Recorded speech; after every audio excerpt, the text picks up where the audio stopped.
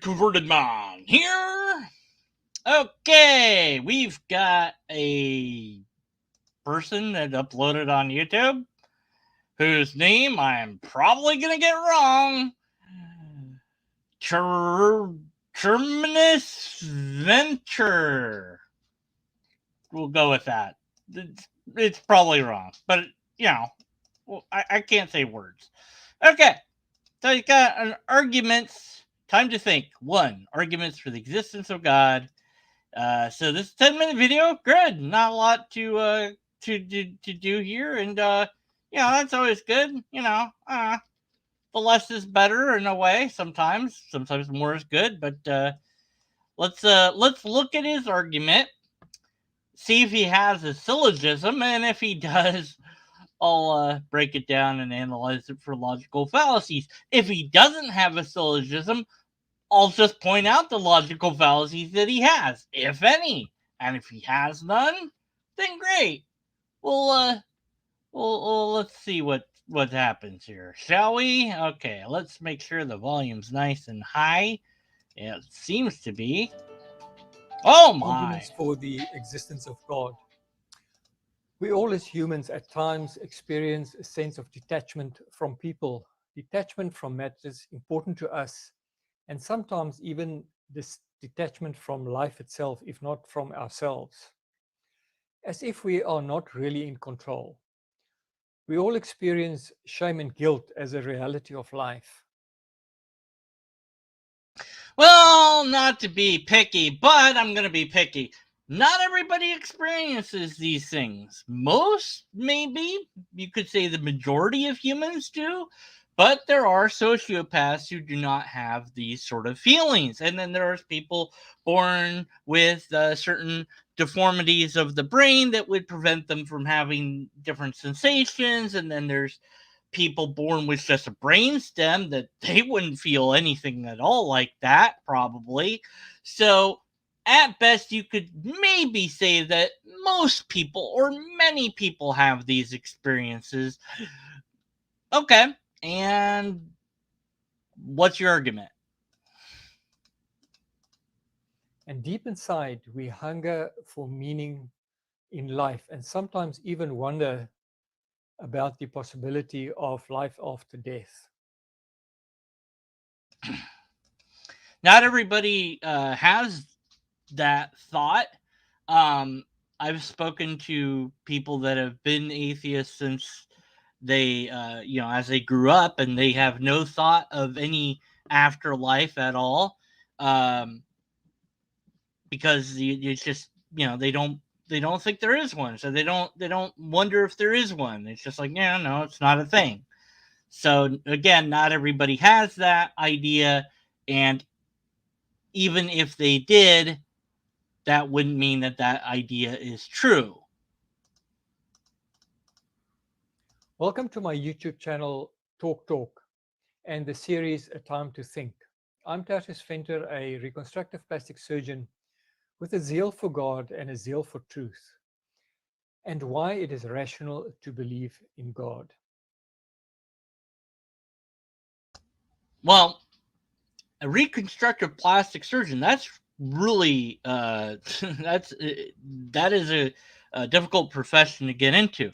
Now, I happen to have a small scar in my on my right arm, barely noticeable anymore, from where I had some sort of loose bone fragment and I got it removed quite many years back.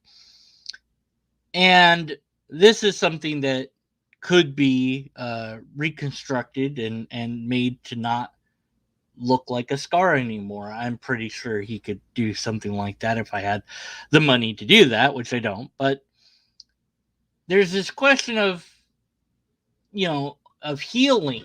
Can God heal things? And there's certain things that God doesn't seem to be willing or able to heal. Among them, of course, amputees being a classic.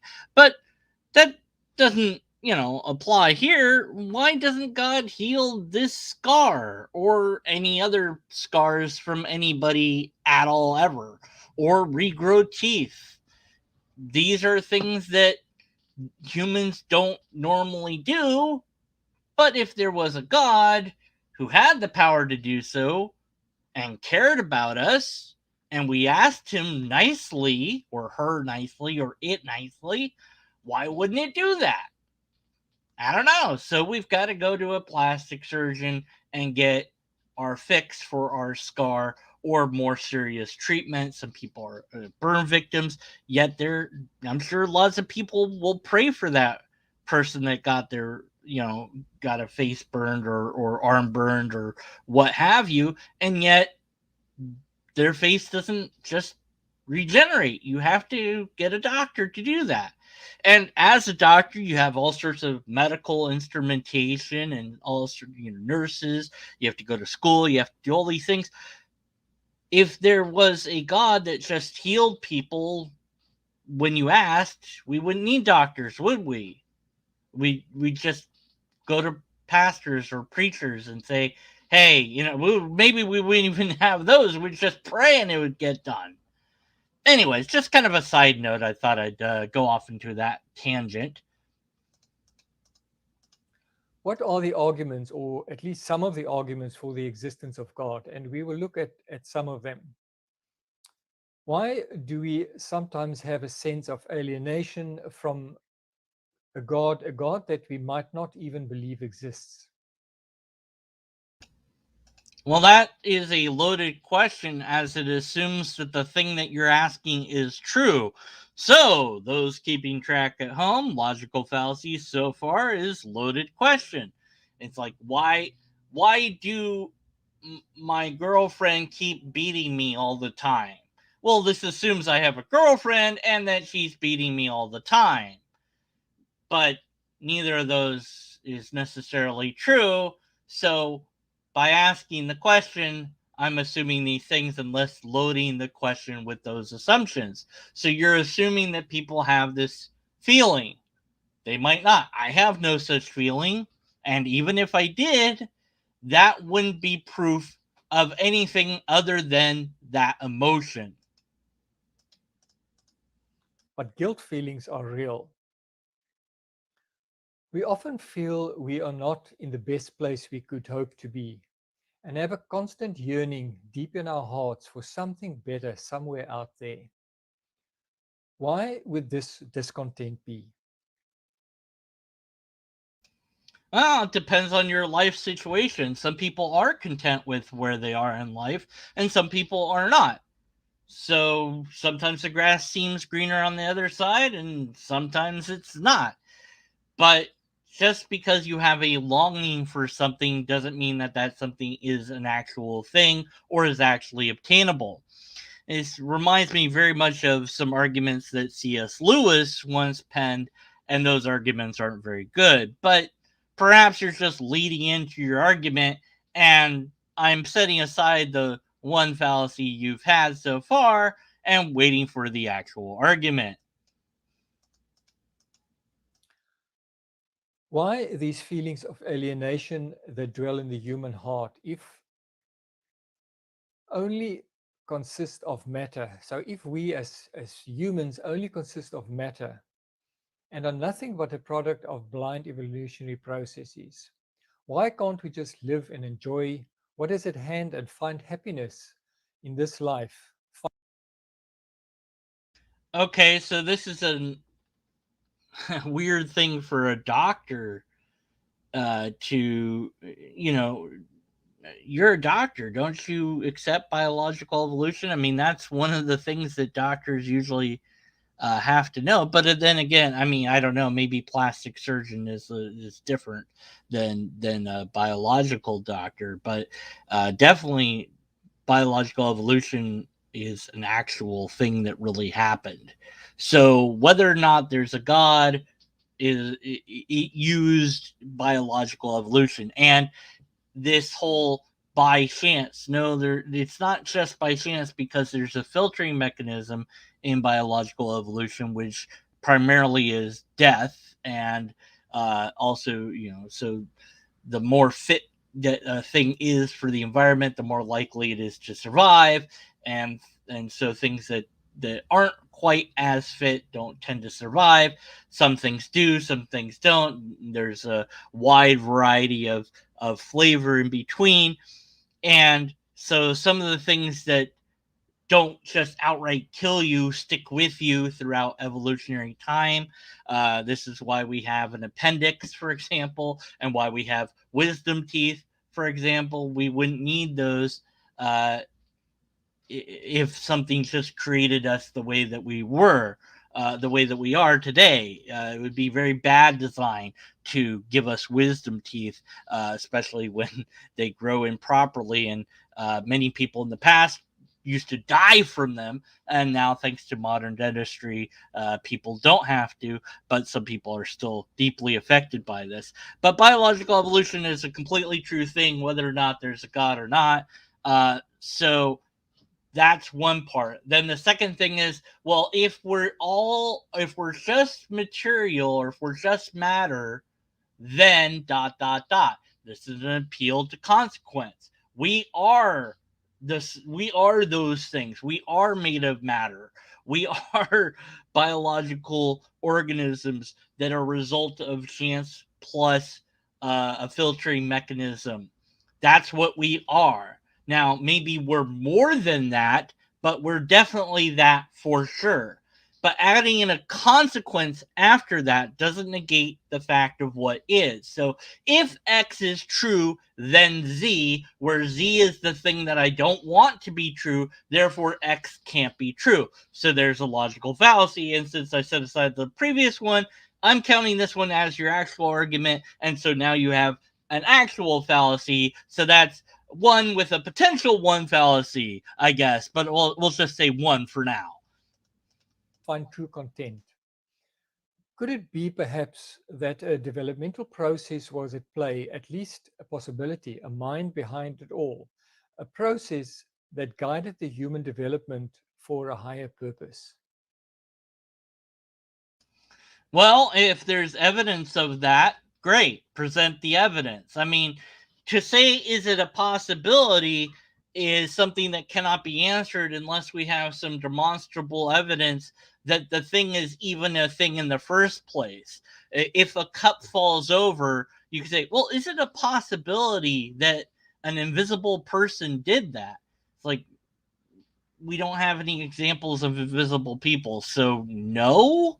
Like if the books flew off of your shelf, is it a possibility that there's a poltergeist there? Well, there's no, because we have no example of a poltergeist, so we couldn't even hope to assign a possibility or a probability to such a thing without a demonstration that the thing is a thing in the first place. Now, is it a possibility that your shelving gave way and that's why your book flew off the shelf?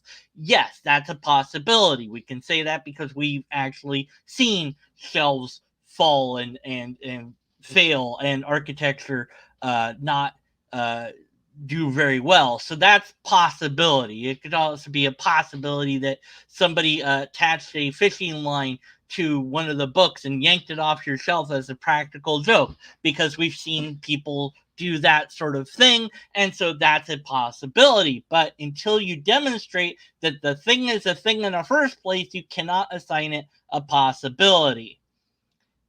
Although, all that being objected to, is this a logical fallacy? Kind of, because it's sort of like an appeal to a meaningless statistic, I would say, although that's not quite it. So I'm going to say a potential fallacy that I'm not identifying quite correctly yet, but I'll get back to you on that. But nonetheless, we don't know if it's a possibility because you haven't shown that it's even a thing yet. So, yeah. This would be question begging then. There you go. There's the fallacy. All right. That the human heart was created for meaning and purpose rather than for just mere happiness. Now, by the human heart, I am guessing you're not referring to the biological organ of the heart, because all that does is pump blood. So, if you mean like the metaphorical heart, that's your brain, like all the emotions that we feel, those are a result of biological evolution. So whether or not you like that or want it to be more than that is irrelevant. That's what they are. We find ourselves in a natural world that communicates to us and is filled with just splendor of great beauty, of astounding. And also great ugliness as well. I don't consider cockroaches, for example, to be very beautiful. I consider them to be quite ugly. So for every example of beauty you can point out, I can point out something that's ugly. But none of that has anything to do with anything at all. So this is just a red herring. It's just two logical fallacies now. Order in nature, of perfect scientific laws, a cosmos filled with mathematical rationality. Oh, sorry, I miscounted. Three logical fallacies. Whatever number I'm on. Okay. All these epitomize our universe. One can ask the question, why is there not just simply chaos around us? If the only reality that exists is that of no purpose, no plan, no design, no mind behind all of this. Well, there is chaos to some degree. Certainly, black holes seem rather chaotic, but we're in entropy. The universe is might seem rather stable to us, at least in our local sector, but goodness knows how long that's going to be. And certainly, we have different asteroid impacts to point at, and we know that our stability is a rather fortunate set of circumstances. So none of that means anything other than, well, why is it so orderly? Because it is right now, but it's slowly decaying into disorder. The heat death of the universe will happen in a few trillion years, but nonetheless, it's coming. So we can enjoy the ride while we're here to enjoy it, but eventually it's going to run down. The sun's going to run down before the universe does, and the earth might run down before the sun does. But nonetheless, it is fairly stable in this localized region for now, but on the whole, it's rather chaotic and doesn't seem to care one bit whether life is there or not. So, what does all this mean? What's the purpose to it, or whatever? Those are questions that we can ask, but they don't necessarily have any answers. If it's only a case of matter, energy, and pure chance, and that the universe is but a mere product of blind, unguided processes, then we can think about the existence of objective moral values. All right, so what ethical system do you propose that contains objective moral values? There are several different ethical systems out there. There's a whole list I could give you, but I'm just wondering what ethical system you think would contain objective moral values. If you do not know the name of that ethical system, then how can you propose objective moral values without ethics to guide them? But even if morals are objective, and I'm not sure what you mean by that, and even if you could demonstrate that they are, which I don't know that you could, all it would mean is that morals are objective. It wouldn't mean anything else. But you cannot demonstrate morals are objective. You cannot point to the ethical system under which you think that that would work, although the only one you could possibly hope to point to, well, that one has its problems, and I won't name it for you because I want you to do the work and figure out which ethical system it would be. But I don't think you're going to demonstrate any of this anytime soon. Sense of right and wrong that is in each one of us.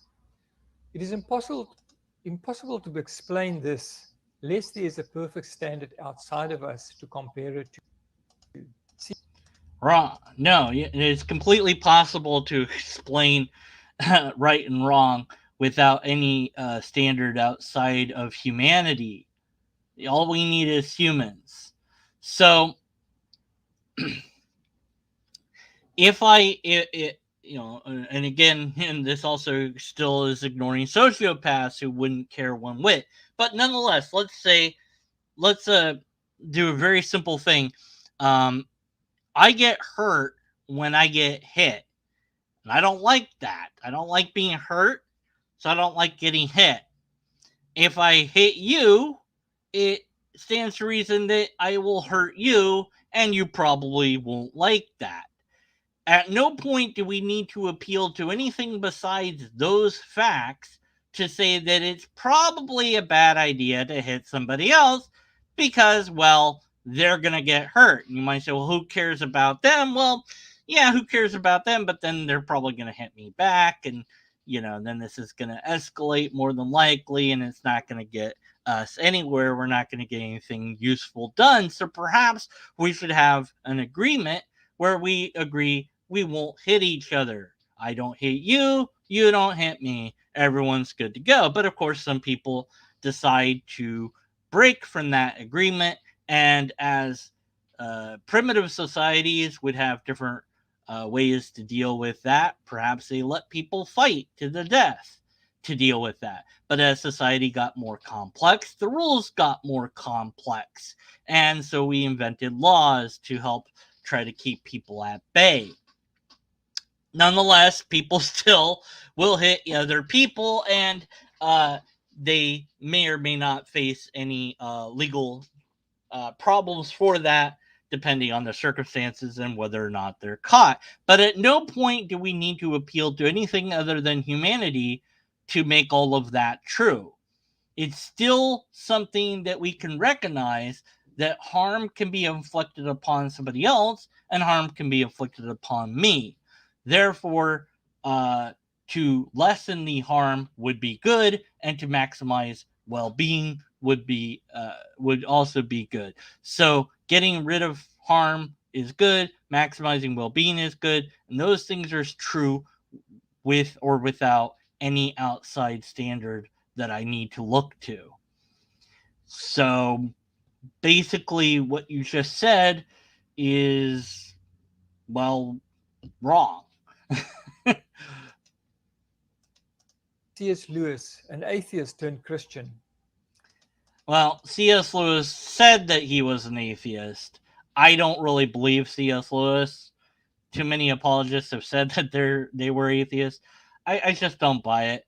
But anyway, even if he was, that doesn't matter.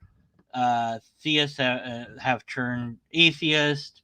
That doesn't prove any point. And dang, I called it earlier when I said this sounds a lot like something C.S. Lewis might have written. And so it seems like you're heavily borrowing from C.S. Lewis. Why not come up with an original argument? Just asking. He said, and I quote his words, I don't care. "A man does not call a line crooked unless he has some idea of a straight line." Yeah, that's pretty stupid. Sorry. C.S. Lewis, good books. Narnia series, pretty good. I liked it, but yeah, kind of just uh, the analogy fails. Anyways, but see, we created a straight line. Humans did, and then we go, how do you know that's straight? Well, by the other straight line that we also created. Yeah. Straight based on what? Like according to what? Like so straight on like a shadow on the ground, but if you put it in space it might not be straight anymore, and then whatever. Anyways, broken analogy is broken. So appeal to analogy, there's another logical fallacy. Okay. So relativism, in other words, subjective moral values, that is, what is true for me is not necessarily true for you, is the logical and necessary consequence of a materialistic worldview. Depends how you look at morals, and also, of course, you're not talking about ethics, so what ethical system are you utilizing to determine your moral values? Without that, I can't respond to this. You're just saying moral this, moral that. But again, even if you could demonstrate that morals are objective, which you haven't and will not, that doesn't mean anything other than morals are objective. But even if morals are subjective, that also doesn't demonstrate anything one way or the other. Just means that they're subjective. Appealing to consequences or appealing to the way things are or ought to be changes nothing and does nothing to forward your argumentation. A view that nothing but matter exists. A view that implicates that there is no standard outside of us. But there is a standard outside of us created by other people. So I don't need anything other than that. Like, other people create our standard. That's it. So other than them, we don't need more than that. All we need is we have each other and go, yeah, hey man, Billy hit me. I don't like that. It's like, well, instead of hitting him back because I'm gonna hit him back. Well, yeah, you could do that. Maybe Billy will stop hitting you. Or maybe we just kill Billy. Then he'll definitely stop. Or maybe we say, look, hitting bad because it doesn't forward progress of humanity, and maybe we could reserve it for sport functions like boxing, which I mean, that's questionable. But I don't know. I have my personal qualms about that, but whatever. Okay, at least it's civilized. At least people agree to it beforehand, and they get paid a good amount of money for it, so they get some incentive out of it. But this is not proving anything, and it's not forwarding your argumentation one way or the other. So, but this is not tenable. Think about Hitler. Hitler oh thought geez. Okay, so this is a there is a logical fallacy about Hitler. Appeal to Hitler. What is it called? I'm trying to remember. Hold on. Reductio ad Hitlerum. Although that was kind of not original to the Latin, but yeah. What about Hitler? Let's go straight to him. All these things he did were bad. Yeah, because killing people is bad. Don't do that.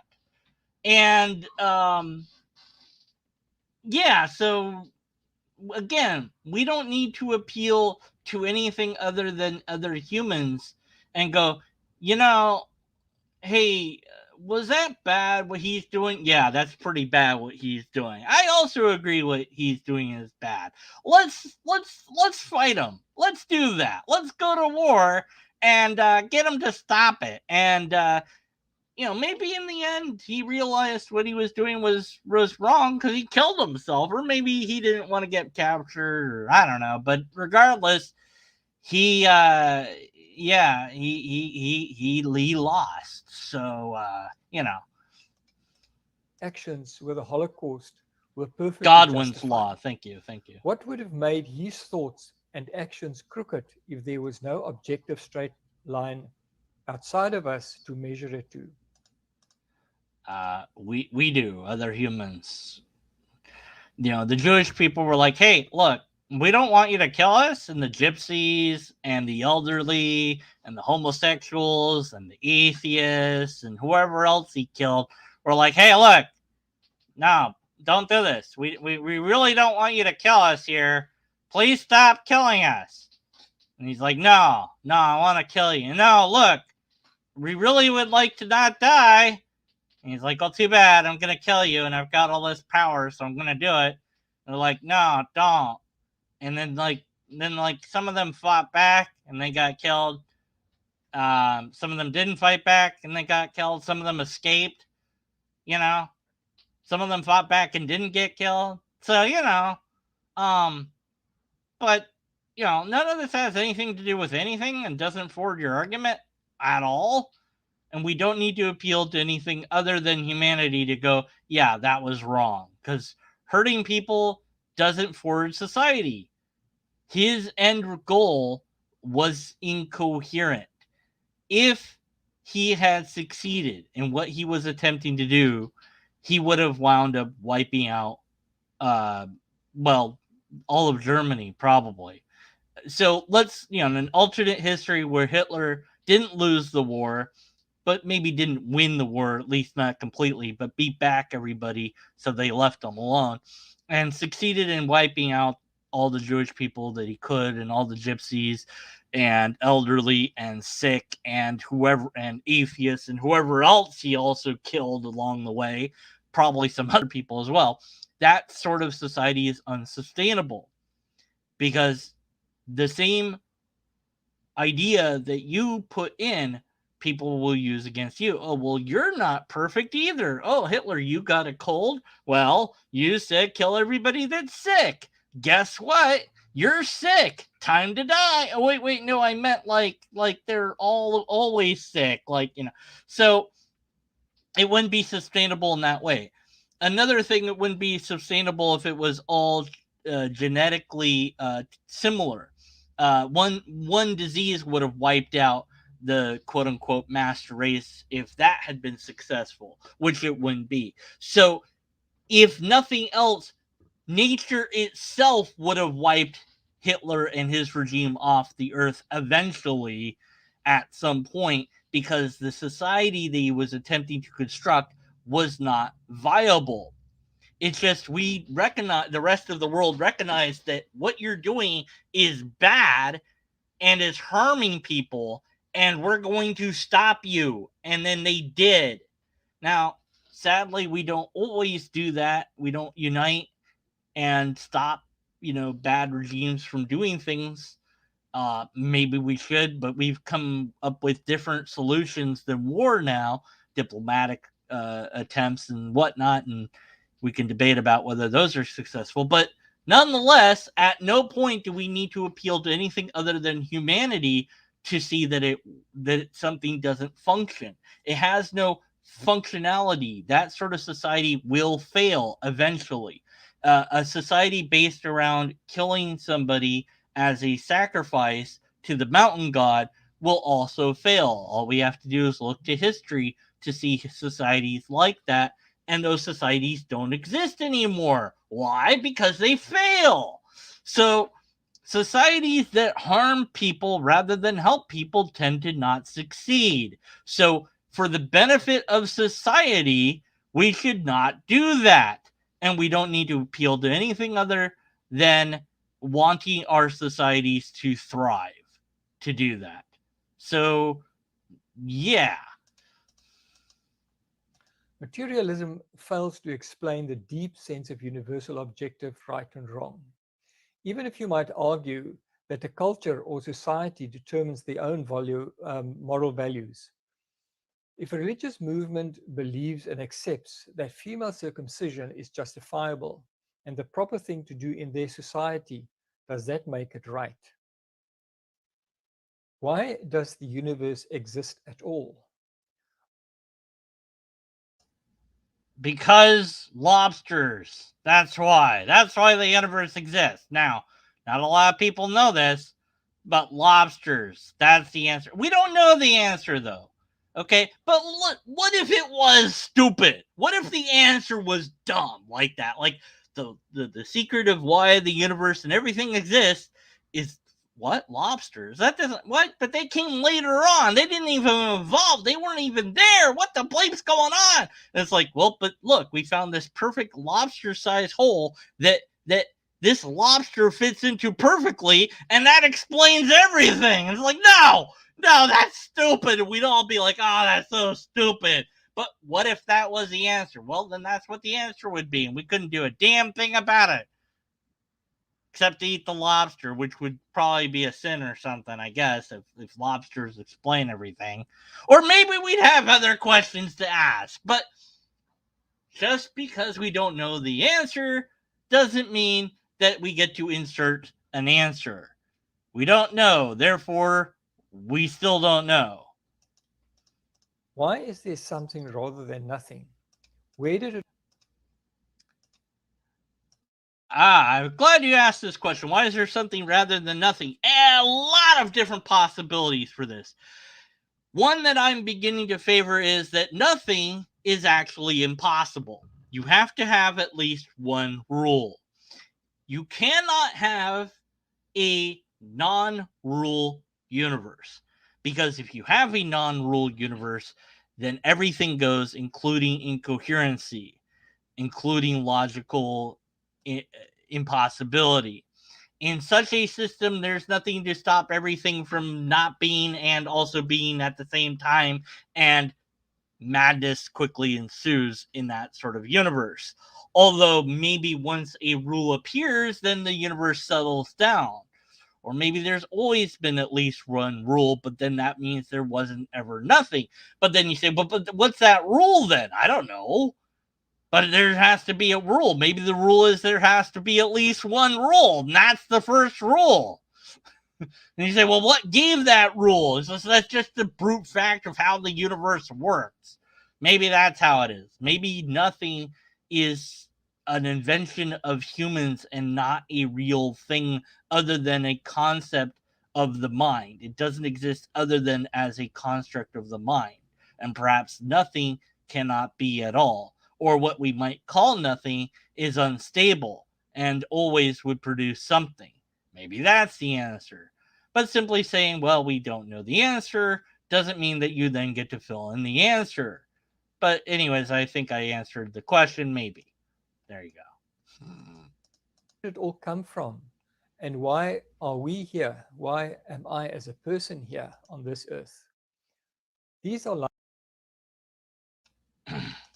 Well, I wouldn't think I'd have to explain to a doctor why you are here. I mean, I would hope you know enough about biology to know how you came to be, but just in case, mommy and the daddy love each other very much, they have sex. Maybe they didn't love each other.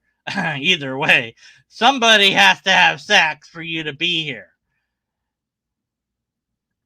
Huh. I guess I could have said that a better way. Oh well. life's deepest questions. If the universe had no beginning, in other words, always existed, coming to the present moment would require crossing an infinite number of actual earlier moments, and it would be impossible to reach the present moment. No, not necessarily. If infinity is actually an abstract concept that doesn't really exist, and or if infinity is constantly moving forward, then a forward moving infinity eventually gets to where it's going indefinitely, since it's always moving forward.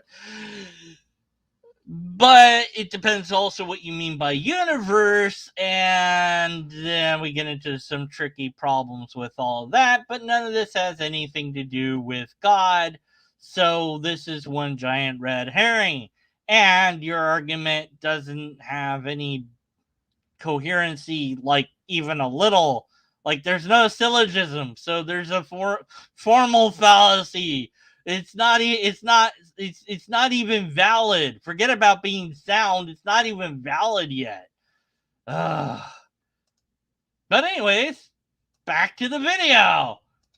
But the present moment is here. Therefore, the universe had a beginning. This is the philosophical argument for the beginning of the universe. Now, observation of our universe teaches us, firstly, that whatever begins to exist has a cause.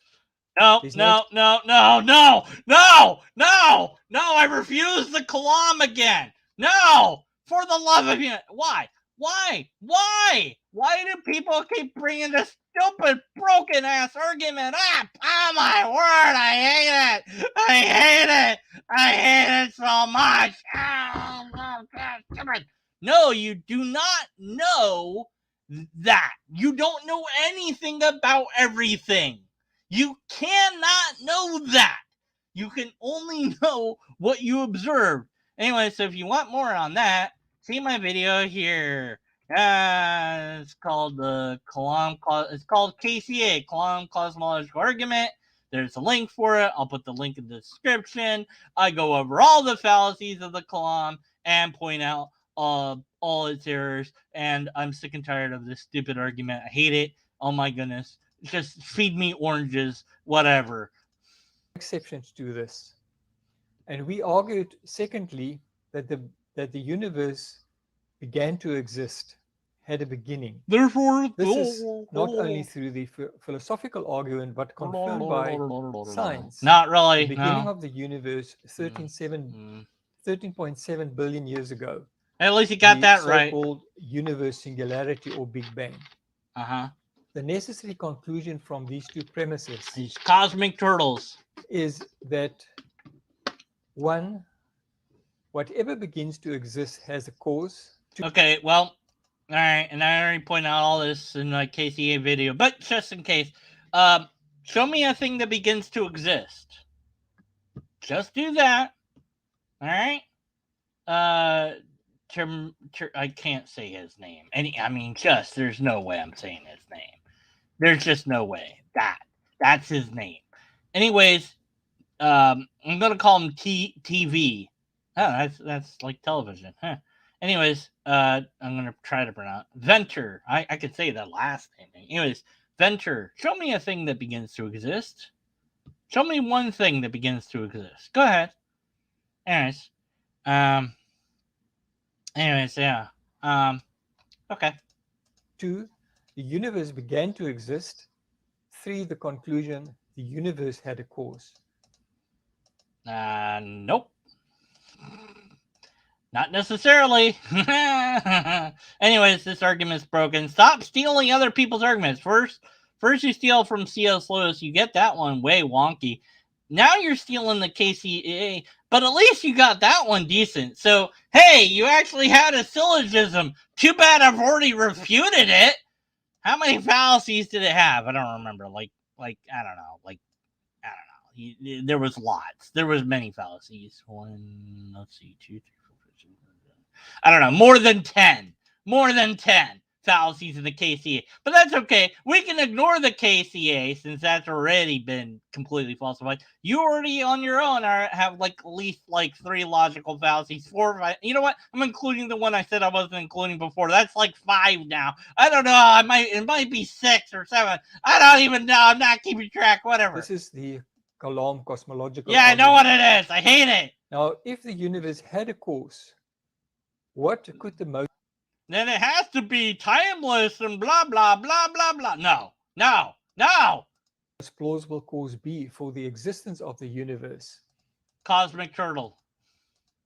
A universe with its astonishing beauty, inbuilt order, elegant scientific... and ugliness and non-order. laws, exquisite and exact fine-tuning. It's not that fine, but whatever. We're here because we're here. The universe wasn't made with us in mind. The early stages of the universe, we're not ready for life yet, so this assumes a lot. And just keep piling on bad arguments. Go on. That makes life possible. The existence of mathematical as well as human rationality. Yeah, of objective morality. Which you didn't demonstrate objective morality, but yes, we have brains that are complicated. That's where math and stuff came from. So that's us again. Could this cause be a senseless reality caused by random chance? It could be. I don't know. I don't know if there is even a cause. It could be any number of things. The thing is, we don't know.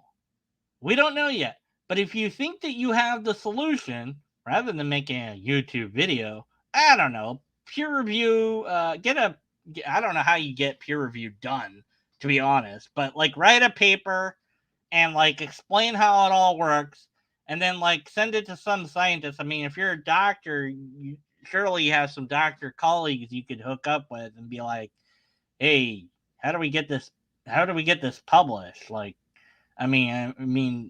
Maybe you know how to get a paper published because you do plastic surgeon stuff. So I'm sure that there's peer review within plastic surgery of some sort, I would hope. There's oversight and stuff. So somebody somewhere is going to know how to do this. Anyways, go ahead and get that published. But you know what's interesting about the Kalam cosmological argument? It's in philosophy, not in science. Wonder why. Why is that? Why has no scientist ever had the Kalam cosmological argument published as a peer-reviewed paper? I just wonder, why is that? Maybe because it's not science. So the problem with philosophy is, well, you need a system to show that it works. Philosophers back in the day were like sitting around like, if I put a cat on my head, is the cat real or is my head real? And they're like just thinking about stupid stuff like this, you know? And then like maybe they came to an answer and maybe that answer was right. Maybe. But they didn't have a coherent system until this guy came along, pounded Pluto into clay, and was like, Aristotle, what's up? I'm going to invent fucking logic. And then he did, basically. And then we had a system. And then people were like, yeah, that's pretty cool. But yeah, what about Plato and his forms and shit? And that's what was remembered. And so people were like, yeah, Plato, woo! And then, of course, like, we had the Dark Ages because of that. But then, like, people rediscovered Aristotle, like, hey, wait a minute, logic's a thing. And then now we have Apple Watches and stuff because of logic. So we're going to have a system, right? And philosophy by itself doesn't have one. You need logic. That actually has a system to it, all right? And then you apply logic to your philosophy, right? And then if you find a logical fallacy, like, I don't know, any of the ones that I pointed out in this video already, then you go, your argument sucks. Go fix your argument. Because right now, your conclusion, it might be true, it might be false, but I'm going to suspend judgment on it until you go fix your argument. So go fix your broken argument. But you won't even admit your argument's broken, probably, because you're like, no, but this argument's amazing because all these apologists keep using it. Now it's broken. Anyways, back to the video. Aren't we all just so glad how Deconverted Man can take a 10-minute video and make a 50-minute video out of it? Oh, my Lord! And no purpose, just a brute fact. Yeah. Can this ever be a reasonable and a satisfactory conclusion? Even if it's unreasonable or unsatisfactory, if it's the conclusion, that it's the conclusion. Stop appealing to consequences. Even if a multiverse is postulated, for which, by the way, there's no scientific grounds for this as an argument, but a mere attempt to escape the reality of God. Wait, what? Let's say, wait, what? Satisfactory conclusion. Even if a multiverse is postulated, for which, by the way, there's no scientific grounds.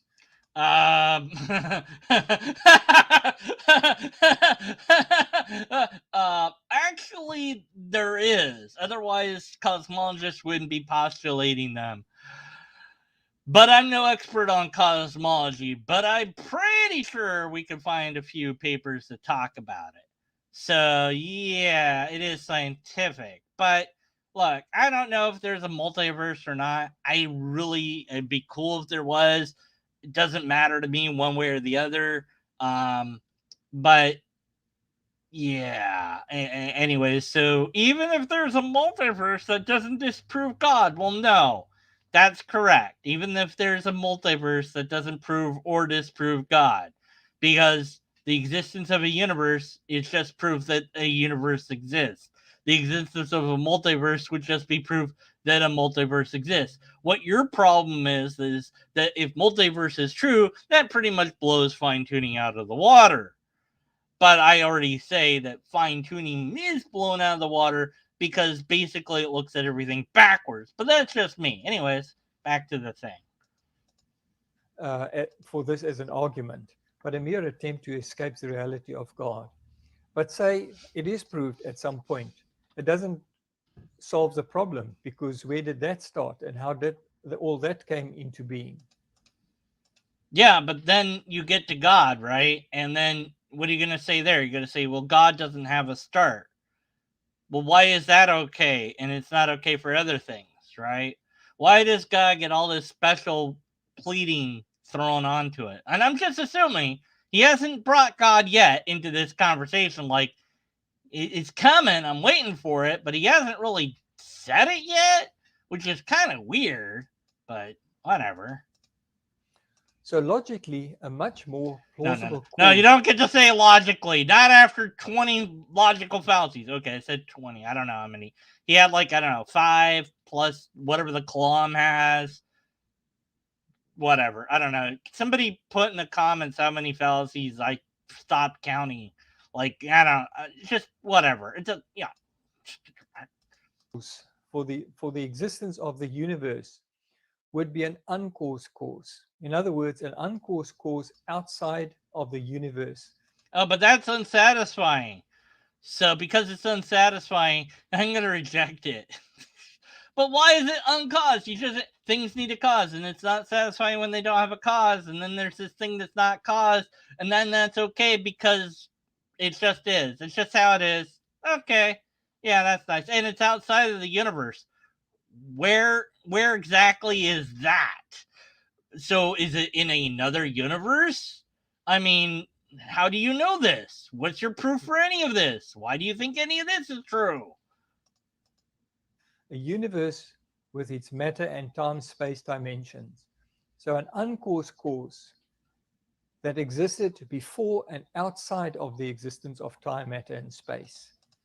Okay, show me an uncaused cause, whatever the hell that is. Show me something that's outside time and space, because you've literally put it in nowhere and no when. And this is this is a problem when you copy paste apologist arguments, is you've made God no longer exist. If God doesn't exist in space time, then God doesn't exist at all, except as a concept in the brain.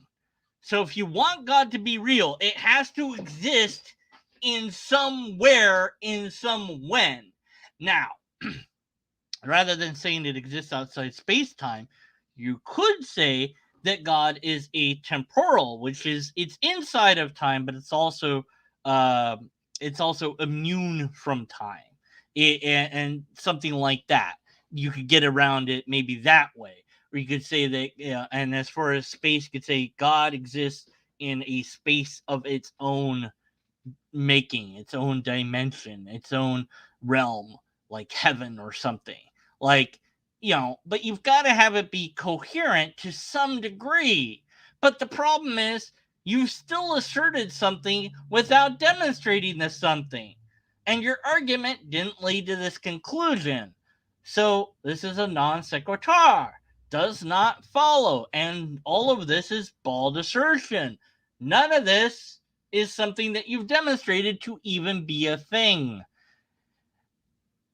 Nowhere, no when, no shit. Exactly. So this cause has to be immaterial, Why? timeless, spaceless, enormously powerful. Okay, so now you're just listing off things that it has to be. So these are all bald assertions without any proof at all. It has to be immaterial. Okay, what does that mean? So what does even that mean? Show me something immaterial. What the bleep does that mean? Show me something spaceless, something timeless, something powerful. Power. What do you mean by power? What does that mean exactly? Because we understand energy to some degree, but energy is kind of weird. Because, like, you can move magnets around and you can get electricity, and you can also move electricity around to get magnetics. Is that what you mean by power?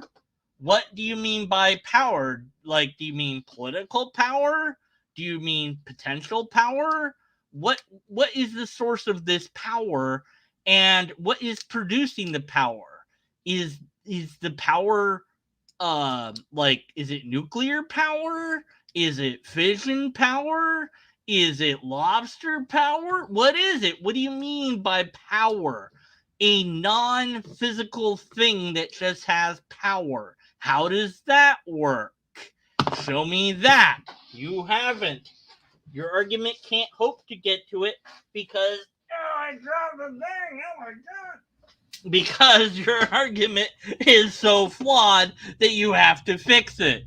Don't worry about what I dropped. I dropped some magnets because I was playing with my magnets because I was talking about electricity, and I was like, oh, look, I got magnets over here. I guess I could show you on camera, but I didn't plug in my camera, and if I plug it in now, it might disconnect me. So whatever, I guess I can't show you it on camera. But I'll show you it next time.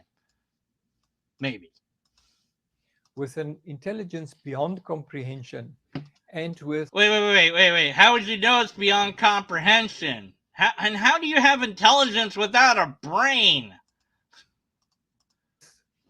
a personal will that by volition would use the power of his will to bring a universe into existence. Wait, you said his? How do you know it's a his now? Wait, does it have genitalia? It can't have genitalia if it doesn't have anything to it. If it's made out of nothing, it can't be a him. In the beginning, God created the heavens and the earth. No, you don't get to quote the Bible now. No. Genesis 1:1. Yeah, I don't care. Yeah, whatever. As and a long time ago in a galaxy far away, Naboo was under attack. Weird Al Yankovic, Anakin guy song, Star Wars song thing.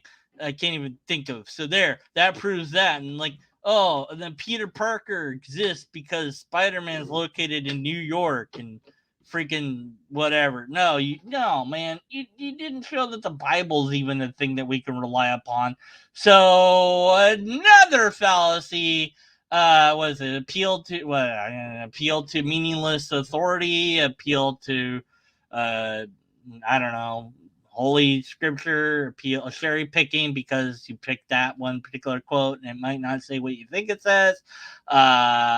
Yeah, so I mean, this is getting bad, man. Maybe you can rescue it in the last, let's see, 8 minutes, 15 seconds. You got 10 minutes here. So you got like 2 minutes to fix all your fallacies.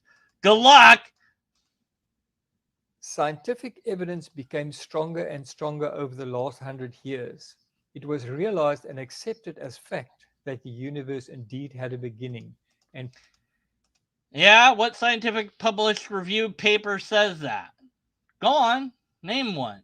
No, really. See, this is another apologetic tactic. They have said this for so long that people have just accepted it as being true. Who says this? No, really. Who says this is the case, that the universe absolutely has a beginning? Now, usually the apologist will then at this point cherry pick some scientists, say Stephen Hawking, and say, well, Hawking says in his book that. It's like, yeah, in a book. Show me a peer-reviewed paper that says this. Get me a list of all the cosmologists, and I mean all of them on Earth that are alive, and even the ones that are dead, because you said all, and you know what? And while you're at it, forget about that list. Get me a list of all the scientists, period, and show me that they all agree with this statement, because you said all. Oops. Maybe you might want to modify what you said, not say all. Say all cosmologists. At least you could pin that down, maybe. But you probably, say majority of cosmologists. But you know what no apologist has done? Produce even a single peer-reviewed publication that says, yeah, the universe has a beginning. Now, maybe that exists. I don't know. But no apologist has ever actually brought it up. And I'd be like, great, there's one. Where's the rest? You said all. proved the first text, first verse of the Bible correct. And the universe did not exist from eternal past, as it's been postulated by science over the millennia. Now, the Judeo-Christian concept of God has always been that he's an everlasting God. In other words, he is timeless and omnipresent. Oh, really? It has. It's always been that? Are you sure? It's always been that, because all we need is one example from church history when it hasn't been that, and you're wrong. Your version of God might indeed fall under these parameters, but no. Historically, you're going to find that the church, very early church, didn't have the same concept of God as you. But it's not up to me to prove it. It would have been up to you to prove it. So you haven't done that. So all you've done is another bald assertion. Show me that this concept of God goes all the way back to the early church founders, and then you can maybe claim this. But of course, then you have to explain all the denominations that disagree with this interpretation.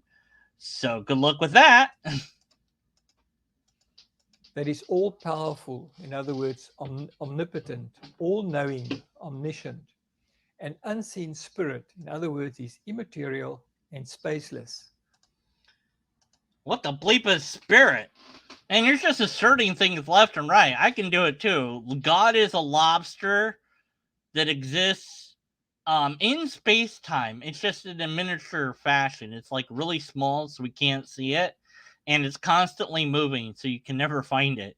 And oh no, I just saw it was on his wall. Did you see it, everybody? Yeah, look at the pattern on his wall. Oh my god, it's moving. Oh, it's moving. If you look at it long enough, it moves. Oh, sorry, I got distracted. What am I doing? Oh, right. We're almost done with this. Only a minute to go. Let's just get through it. Yeah, that's just. And a personal God with a free will. Yeah. Whatever. A God that would create the universe with so Yeah, much how do you beauty know for this? his own pleasure. Wait. Why? Like, why would God need pleasure? Isn't God have everything already? Does God not have pleasure? Wouldn't God have maximum pleasure? God made the universe for its pleasure. You know, I don't know about that. Especially, remember, like, a while back when I said somebody had to have sex to make you? Does that mean, like, God had sex with the universe for its pleasure? Maybe that's what black holes are. Those are the holes that God has sex with. I regret saying this. I'm gonna edit that out later. What? What do you mean it's live? Ah, fuck. Desire to share this pleasure with his created beings. Why? His human beings that he created in his image. Genesis 1:26. Sure. Yeah, whatever. Beauty is a mental awareness. What? It can only exist if a conscious mind exists that can perceive it. Wait, what? What? Yeah, that's I actually kind of agree. Yes, beauty only exists if there's a brain to conceive it, because beauty is an object of the mind. But the thing that you consider beautiful would still exist even if you didn't exist. So, oh goodness, your metaphysics is broken, but that's okay. Your logic's broken too, so it kind of fits. A mind, in other words, God that created beauty for his created beings, for human minds. God is the most plausible cause for the existence of the universe, for our very own existence. And I close with a quote again from C.S. Lewis. If we find ourselves with Blah, a desire blah, that nothing in this blah, world, blah. I don't care about C.S. Lewis. Doesn't matter what C.S. Lewis says, so I don't care. Blah, blah, blah. The text of this video is on my blog, and the link to my blog is in the description below this video. Cool. If you found what was argued useful, please Oh, give yeah. it a thumbs up. And Well, you know, I mean, technically I found it useful for me to complain about, but I have to give it a thumbs down because no. Just no. Also, according to the last video I did, you should delete your channel and yourself. But that's a whole different argument that's broken, and you shouldn't follow its advice anyways because it's bad. It's bad advice. Never mind. Never mind that I brought it up. You know what? Forget that I brought it up. You know what? Forget this. He's not going to respond to this anyways. Why am I doing this? Why? Why? Because all of you want me to? Is that why? Yeah. probably, you look at all the things you said in chat, amazing things, awesome things I can't respond to possibly. There's so much here in chat. There's no way I'm going to respond to all of it. Anyways, so like then you're going to comment on this when there's an actual channel video, right? And then like, then you're going to, oh, God damn it. Stop it. I told you not to do that. No, stop deleting things. No, wait. No, what are you doing? No, don't press that button. That's the